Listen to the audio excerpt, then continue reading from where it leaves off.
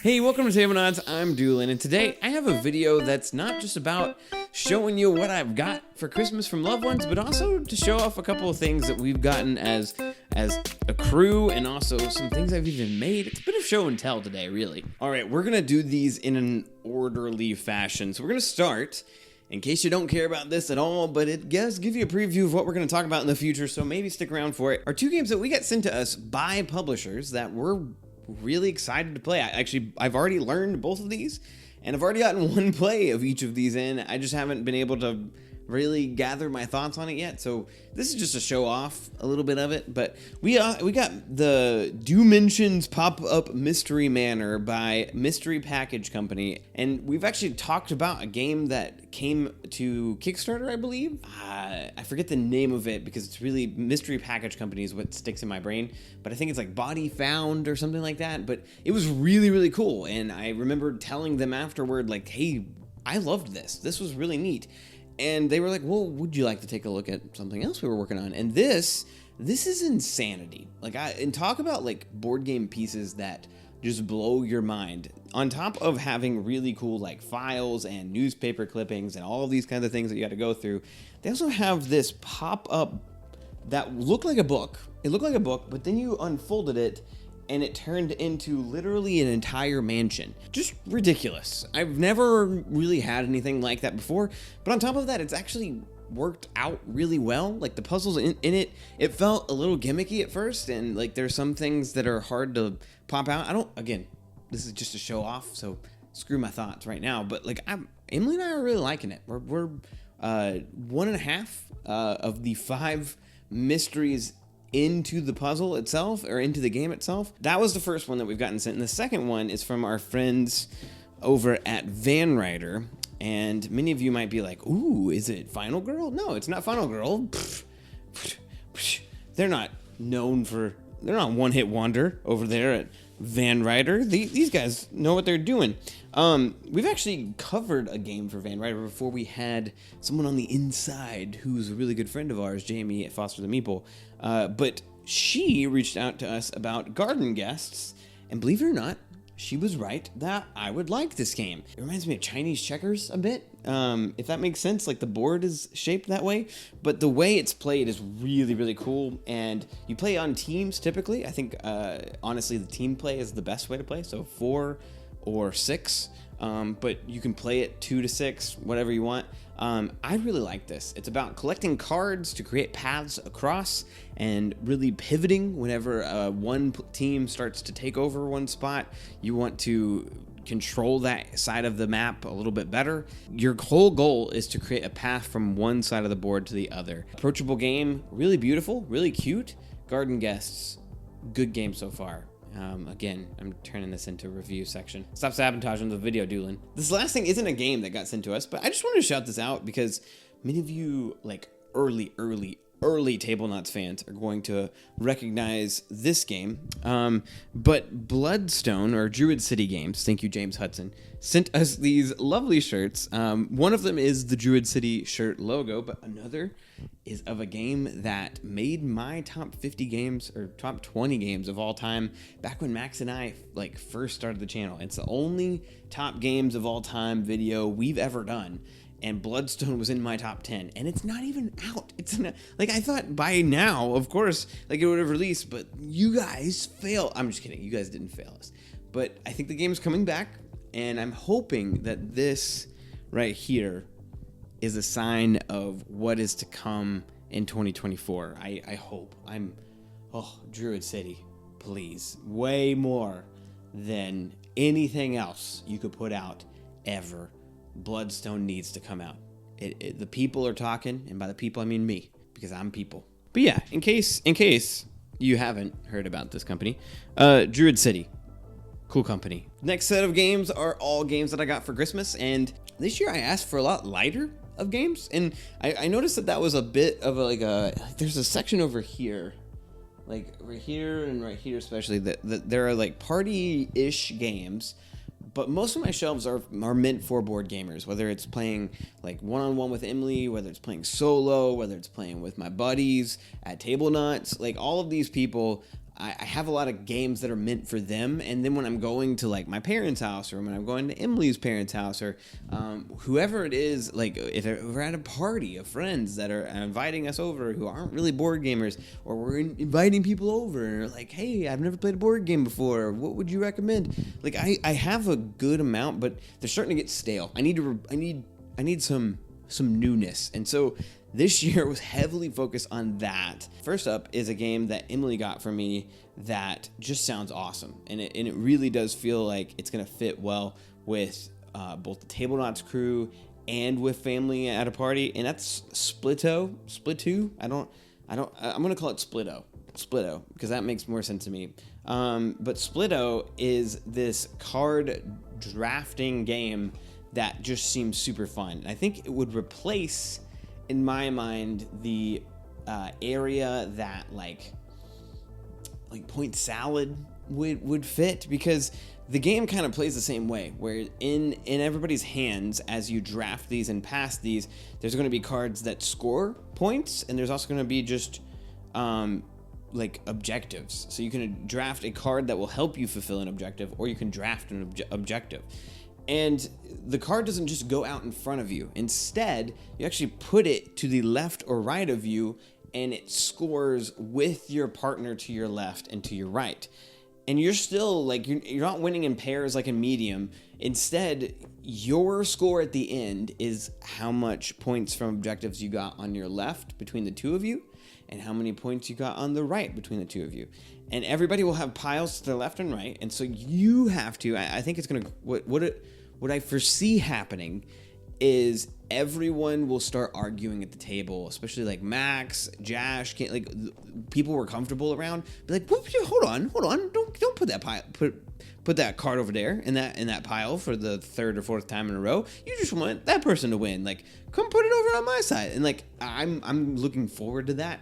But Splito seems really, really fun, and I'm looking forward to getting this tabled soon. Next up is a game that actually Emily got for me again, and this is a game that we've been playing by ourselves because it's a 2-player game. But this is a cooperative game called Sail that came out this year, and I already am getting this tabled and love it. It is tough. We're seeing some of the later scenarios that you can play where you got to go across the entire map. I don't know how people are doing that. I really don't. We barely beat the intro level, and I'm not joking. That made me want to play it 10 times more, because it was just one of these things where with silent communication, where we have silent communication. What does that mean? When you can't communicate, deering around with each other, and it's this trick-taking game. Yeah, I realize that the crew is that way, and I despise. I say the crew is overrated. Sail is really fun. I love this as a 2-player game. I love that in between rounds you can talk about like what happened and what we were trying to communicate with each other. And I think this is a game that you could get really, really good at with one other person.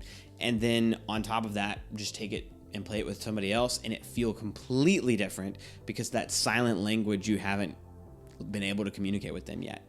But Sail, really, really cool. I recommend this, especially for couples and people who love trick-taking games and want to try something a little bit fresh, because it's very unique. Next up, again, just on that stocking stuffer train, Emily got me a little coffee-style game called Fika that is so cute, but actually incredibly fun. And this is not meant to take up, be actual reviews of games, but this game was really, really cool to get to play. It's actually on BGA. I don't think the BGA adaptation is, as fun as playing it in person, but rarely that's the case for board games. But it's a good way to figure out if the type of game is something that you'd like. Again, another 2-player only game, but we're loving these little, card games that we can just pull out that are 2-player. But best solo art, Fika. Next up is a game my sister got me for Christmas, and it was because it was on a wish list. But I do think that she'll love this specifically, and it's meant for 4 or more players, and that is Herd Mentality. And I think Herd Mentality can be compared to Green Team Wins. It's a very similar style game where you're going to score points based off of having similar answers to everyone else. And that's pretty much it. It's just cute. Green Team Wins. Not that Green Team Wins wasn't cute, but I mean, it comes with a little pink cow. and it's like there's felt on the outside. Like, it's so fuzzy. It's weird. I like this a lot. Next up is a game that is still in shrink for me, but I've heard people talk about how silly this is. I think it'll be a really good convention game and party game, and that's Hand to Hand Wombat by the Exploding Kittens crew. And essentially, from what I know about this game, it's just a bunch of people trying to stack blocks with their eyes closed and with one arm. And one person is a traitor and is trying to knock over everybody else's without them knowing, because if they catch you and they figure out who is the traitor at the end of the round, then you lose. But it just seems ridiculous. And I love that like this type of game can exist and gamers will play it, because I've seen people play this at conventions and it just seemed like hilarity like was happening. So Hand to Hand Wombat, I'm looking forward to, especially with our Tablenauts crew, hopefully playing this. And if you, for those of you watching this far, would this be like a gameplay like that you guys would find funny? Like would doing this for you guys like be something you'd want? Because I would record that. I think it would be funny, but if not, I'll just play it with them and we won't record it and you guys won't ever get to see it. So next up is a game I got from my parents, which we immediately turned around and played that night on Christmas Eve. And that is Wavelength, which is, I mean, I don't need to say anything else about Wavelengths. We play this in our Discord from time to time, and it's just fun. It's just a good game, and I loved playing it in teams on Christmas Eve. You could also just break this out and play it and not have teams and it just be for fun, but I like this, and I like the discussion at the table of like, okay, but like it's hero villain, and they said like Deadpool, and Deadpool is sometimes helpful but sometimes not. Is it in the middle, and how far to the left or right is it? Like, yeah, no, great game, and super fun to try to discuss things that don't matter at all. That leads me to my next game, which is similar, but it's with colors, and it's Hues Cues. I've not played this yet, but I just know that it's basically Wavelength, but with colors, because you're trying to get people to guess as close to the actual color that you're describing as possible. And I've actually been told recently that I might be slightly colorblind, and this is going to put that to the test, so we'll find out. The last two that were gifts is a game that I only know because of Jamie and Jeff, and that's Hey That's My Fish by Next Move Games, and I'm looking forward to figuring out how Hey That's My Fish works. It looks like a penguiny, slidey, mean game, and I'm here for it. And lastly is a game from my buddy Kenny, who got me the Star Wars Villainous expansion, specifically the Scum and Villainy expansion that has Boba Fett, Cad Bane, and a seventh sister. And if there weren't two characters that needed to get added, it was Cad Bane and Boba Fett. Like, I'm looking forward to playing as those guys, like, as soon as we can. Kenny come over and we play this like sometime soon, because I really want to play those characters. Next up is something I want to share with you all, because it's something that I've wanted to make for a while, but I just haven't. And sometimes that creative hump of just finally sitting down and doing it is the hardest thing to get over. And that was definitely this for me, because I was like, am I going to put a lot of time and effort and energy into this and it just be a flop? Is it just going to not be something that is cool or nice to look at? And it turned out really, really cool. So anyway, I have been playing Gloomhaven Jaws of the Lion, and I don't think that that's a surprise. And I'm playing it through it once, and that'll be it. I've decided that, especially with like just the nature of the game and wanting to get rid of cards and all of that stuff. So I'm playing as two characters, and one of the characters I'm not playing at, which I might regret a little bit because I've heard this character is just awesome, is Hatchet. And so I didn't need any of his stuff, and so I took all of his cards and all of the like art associated with him, and I cut it up and I made this collage, and I love it. I'm gonna start doing this with a lot of like board game pieces that typically you just throw away. And I don't know if you guys know this, but like one of my dreams is to one day have a board game cafe, and I think having stuff like this hung up around would just be super cool. And so I'm gonna start making a bunch, and my friends have encouraged me to potentially get into like making and selling these. We'll see. I don't know if I have that kind of time on my hands, other than to make them for myself, but I appreciated their encouragement, at least in that way. So let me know, like, what do you guys think of this? Would you, I mean, maybe we can make some and do some giveaways? I don't know, like, that'd be kind of cool. I don't know if I could sell these, but I could definitely give some away. That has been Board Game Show and Tell. It's showing off what's gonna potentially be talked about, at least for me, for a little while. And thank you so much for watching. If you got into this part, like, you're awesome. And it's humbling to know that there are people that, like, even 3 years into this, that even watch our stuff. Like, even like when we have 100 views after a few hours, I'm just baffled in my brain. I'm like, why are 100 people like rushing to click on our stuff? And I appreciate it. I really do. I don't say that enough, and I apologize, but it is something that is something that we've loved doing, and we are excited to continue this into 2024. And I look forward to seeing what it has in store for us and all the cool games that'll come out. But most importantly, thank you guys for supporting us and encouraging us. I know for a fact we would not have gotten this far along had it not been for you guys watching us and supporting us. So thank you again. Let us know down in the comments what you'd like to see us start covering in 2024. We love ya. See ya.